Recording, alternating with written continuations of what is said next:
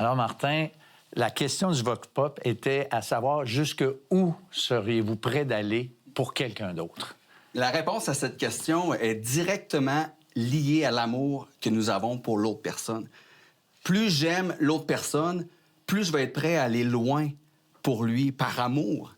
Tu connais sûrement l'expression, hein? Pour toi, je décrocherais la lune.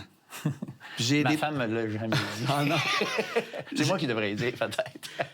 J'ai des paroles d'Éric Lapointe que j'aimerais lire, qu'on va mettre à l'écran, qui dit « Pour te plaire, j'aurais pu soulever la terre. J'aurais mis le feu à l'enfer. Pour toi, j'aurais pu faire n'importe quoi. Pour toi, j'ai marché à genoux.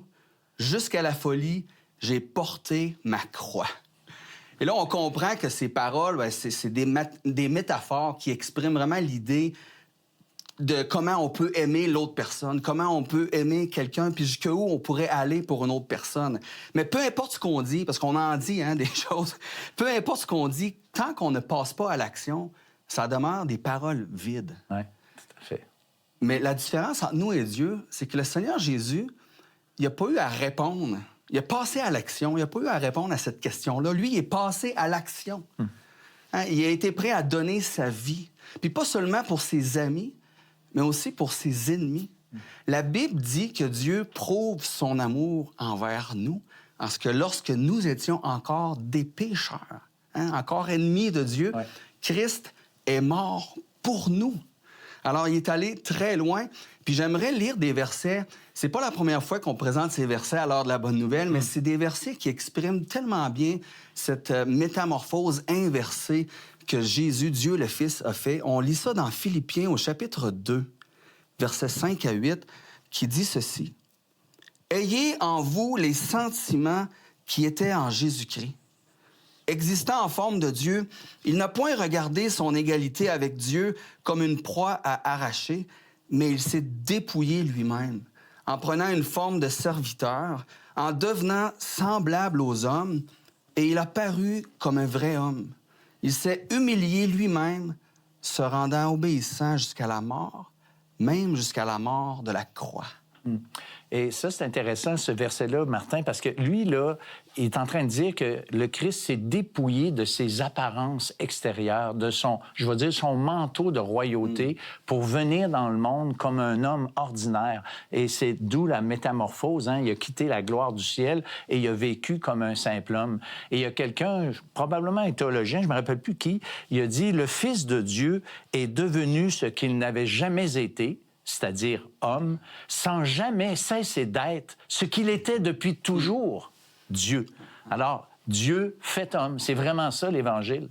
On aurait pu poser une autre question un peu différente, en fait, pour le Vox Pop. Jusqu'où les autres seraient prêts à aller pour vous, par amour? Parce que des fois, on peut se demander à quel point les autres m'aiment. On sait, on a des gens qui nous aiment, mais à quel point les autres m'aiment vraiment? Parce que aimer quelqu'un à la folie, comme on a lu dans les paroles de la chanson, c'est d'être prêt à aller vraiment loin, à aller loin pour démontrer cet amour-là. Et Jésus était prêt à tout donner, même sa propre vie, pour être avec moi. Dieu était prêt à donner son Fils unique. Il n'y avait pas de prix trop élevé pour être avec nous. Et quand on y pense, c'est un peu de la folie. Ouais. C'est vraiment fou de penser à cette idée-là que Dieu, il s'est fait chair dans le Fils, le Seigneur Jésus-Christ. Il y a beaucoup qui rejettent ça à cause du manque de bon sens. Ouais. J'ai un prédicateur, John Dixon, lui, il avait prêché sur les souffrances de Jésus, Dieu qui s'incarne. Et il était dans un campus à Sydney, en Australie, puis il y a une personne qui s'est levée en plein milieu de son discours pour dire ceci. Il dit « Combien absurde est votre affirmation selon laquelle le Créateur de l'univers devrait être soumis aux forces de sa propre création, qu'il devrait manger, dormir et aller aux toilettes, sans parler de mourir sur la croix. Il est illogique que Dieu, la cause de toutes les causes, puisse avoir des douleurs infligées à lui par des êtres qui lui sont inférieurs. » Et là, la personne qui a dit ça s'attendait à ce que le prédicateur, il réponde, mais sais-tu qu'est-ce qu'il a répondu? Il a regardé l'homme et dit « Hey, merci, tu viens de bien expliquer les vérités qui sont uniques au christianisme. » Parce qu'il venait justement Ça, c'est les hommes, hein? On trouve que c'est une folie. Mais les anges dans le ciel, eux, ils trouvent que c'est un mystère. Parce que les anges, ils ont regardé le Seigneur Jésus, puis à un moment donné, Dieu le Fils, il n'était plus sur son trône. Dieu, ils ont fait la création, Dieu a fait la création, les anges étaient là. Puis à un moment donné, ils ont regardé Dieu. À côté, le trône est vide, mais il est où? Puis il se revire, puis il est là, sur la terre, dans une petite mangeoire, emmailloté. Mais eux, pour eux, c'est un mystère. Mais comment le Dieu créateur a pu s'abaisser comme ça pour venir sur la terre? C'est incroyable. Ouais, les anges, c'est marqué, il y a un verset qui dit que les anges désirent plonger leur regard dans ce qui est arrivé, parce que les anges, eux, n'ont pas eu je vais dire le mot chance, d'être rachetés. Il y a le tiers des anges qui se sont révoltés contre Dieu, et il n'y a pas de rédemption pour eux. Tandis que pour les êtres humains, Dieu a pourvu un plan de rédemption. Je comprends pourquoi les anges, ils sont comme, wow, étonnés devant ça. Le Seigneur Jésus a grandi, il a appris à marcher. Il a grandi, puis à 30 ans, il a commencé son ministère sur la terre.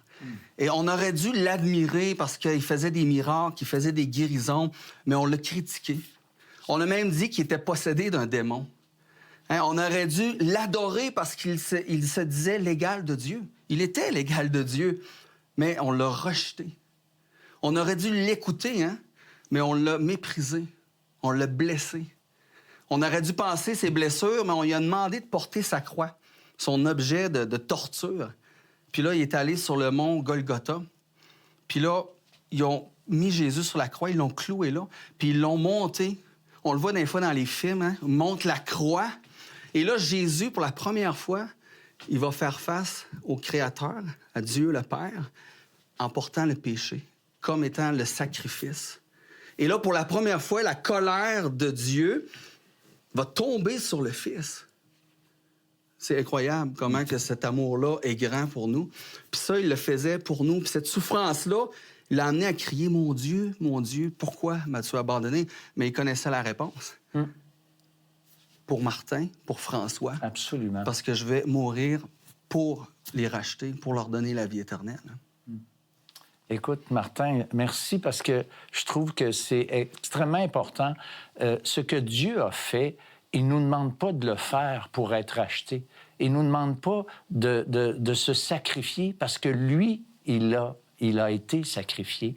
Qu'est-ce qu'il nous demande maintenant? C'est de vouloir revenir à lui et d'accepter que Dieu provoque dans nos vies cette métamorphose merveilleuse qui est la nouvelle naissance, qui est la conversion à Dieu. Et le Christ, ayant tout accompli sur la croix, et il nous ouvre la porte toute grande pour que nous puissions à nouveau être en relation, dans une communion intime et personnel avec lui. Alors, ce qu'il nous demande, c'est de lui faire confiance maintenant, c'est-à-dire croire que le Christ, oui, Dieu a donné son Fils, oui, le Christ a été métamorphosé dans un être humain pour prendre notre place, lui qui était parfait. Il a subi la colère de Dieu qui devait être sur nous. Alors, si vous voulez vous tourner vers lui, simplement, là où vous êtes, peut-être même dans une simple prière, dire « Seigneur, je reconnais maintenant que je me suis éloigné de toi.